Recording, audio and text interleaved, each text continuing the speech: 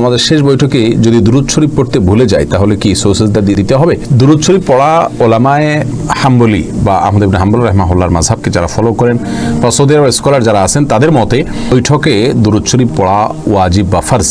এটা যদি ছুটে যায়, তার ওয়াজিব হলে এটা সালাত ছুটে গেলে আপনাকে সিজদা সাহু দিতে হবে। আমাদের দেশে ওলামায়ে কেরামের বা হানাফি মাযহাবের ওলামায়ে কেরামের দৃষ্টিকোণ থেকে দুরূদ শরীফ পাঠ করে এটা ফরজ না, ওয়াজিব না, এটা সুন্নাহ। যেহেতু সুন্নাহ, অতএব সুন্নাহ ছুটে গেলে তার জন্য আপনাকে সিজদা সাহু দিতে হবে না।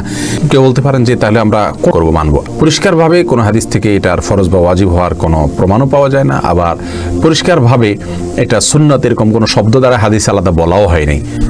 এটা প্রত্যেকের গবেষণার আলোকে তিনি বলেছেন। যারা বলেন সুন্নাহ তারা বলেন যে পার্টিকুলারলি নবী সাল্লাল্লাহু আলাইহি ওয়াসাল্লাম দুরূদ পড়ার জন্য সালাতের মধ্যে আলাদা নির্দেশ জারি করেন নাই, যাকে ওয়াজিব আমি কিভাবে বলবো।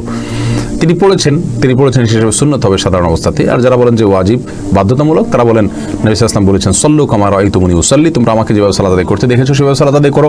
যেহেতু তিনি নির্দেশ জারি করেছেন, অতএব তার একটা নির্দেশে, কমন নির্দেশে যে আমি যেভাবে করেছি সালাত সেভাবে করো, তাহলে পুরো সালাতটাই সেভাবে করা জরুরি। তো এক্ষেত্রে সুন্নাহ হওয়ার মতটা আমার কাছে বেশি দলিল সমৃদ্ধ মনে হয়। তার কারণ নবী সাল্লাল্লাহু আলাইহি ওয়াসাল্লাম বলেছেন আমি যেভাবে সালাত আদায় করেছি সেভাবে তোমরা সালাত আদায় করো। এর কারণে যদি সালাতের সবগুলো বিষয়ে ফরজ হয়ে যায় তাহলে তো সালাত আর কোনো সুন্নাত মুস্তাহাব বলতে কোনো কিছুই থাকবে না।